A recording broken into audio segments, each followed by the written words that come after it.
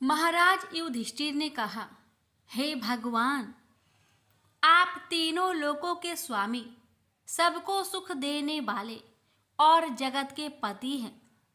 मैं आपको नमस्कार करता हूँ। हे देव, आप सबके हितैषी हैं, अतः मेरे संचय को दूर कर मुझे बताइए कि मार्गशीर्ष एकादशी का क्या नाम है। उस दिन कौन से देवता का पूजन किया जाता है और उसकी क्या विधि है, कृपया मुझे बताए। भक्त वत्सल भगवान श्री कृष्ण कहने लगे कि धर्मराज, तुमने बड़ा ही उत्तम प्रश्न किया है। इसके सुनने से तुम्हारा यश संसार में फैलेगा। मार्गशीर्ष शुक्ल एकादशी अनेक पापों को नष्ट करने वाली है।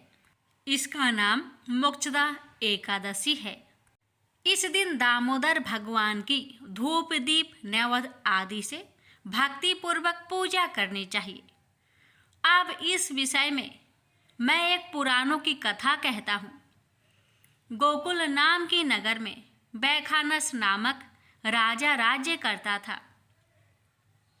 उसके राज्य में चारों वेदों के ज्ञाता ब्राह्मण रहते थे। वह राजा अपनी प्रजा का पुत्रवत पालन करता था। एक बार रात्रि में राजा ने एक सपना देखा कि उसके पिता नरक में हैं। उन्हें बड़ा आश्चर्य हुआ। राजा प्रातः वह विद्वान ब्राह्मण के पास गया और अपना सपना सुनाया। कहा, मैंने अपने पिता को नरक में कष्ट उठाते देखा है। उन्होंने मुझसे कहा है कि हे पुत्र, मैं नरक में पड़ा हूँ, यहाँ से तुम मुझे मुक्त कराओ। जब से मैंने यह वचन सुने हैं तब से मैं बहुत बेचैन हूँ। चित्त में बड़ी अशांति हो रही है। मुझे इस राज्य, धन, पुत्र, स्त्री, हाथी, घोड़े आदि में कुछ भी सुख प्रतीत नहीं होता। क्या करूं? ऐसा सुनकर राजा मुनि के आश्रम पर गया। उस आश्रम में अनेक शांत चित्त योगी और मुनि तपस्या कर रहे थे। उसी जगह पर्वत मुनि बैठे थे। राजा ने मुनि को साष्टांग दंडवत किया।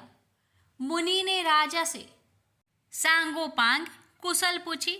राजा ने कहा कि महाराज, आपकी कृपा से मेरे राज्य में सब कुशल है, लेकिन अकस्मात मेरे चित्त में अत्यंत अशांति होने लगी है।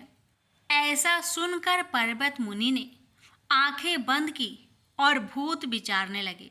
फिर बोले, हे राजन, मैंने योग के बल से तुम्हारे पिता के कुकर्मों को जान लिया है।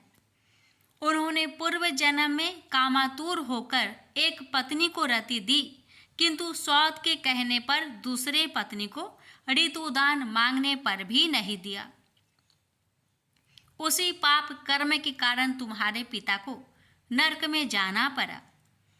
तब राजा ने कहा, इसका कोई उपाय बताए। मुनि बोले, हे राजन, आप मार्गशीर्ष एकादशी का उपवास करें और उस उपवास के पुण्य को अपने पिता को संकल्प कर दे। इसके प्रभाव से आपके पिता की अवश्य नरक से मुक्ति होगी।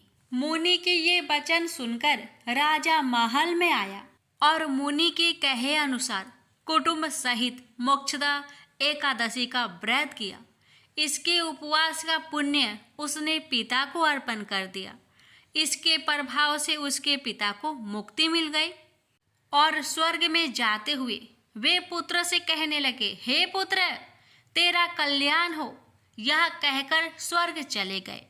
मार्गशीर्ष मास की शुक्ला पक्ष की मोक्षदा एकादशी का जो व्रत करते हैं, उनके समस्त पाप नष्ट हो जाते हैं। इस व्रत से बढ़कर मोक्ष देने वाला और कोई व्रत नहीं है। इस कथा को पढ़ने या सुनने से वाजपेयी यज्ञ का फल मिलता है। यह व्रत मोक्ष देने वाला तथा चिंतामणि के समान सब कामनाएं पूर्ण करने वाला है। प्रेम से बोलिए, जय श्री हरि।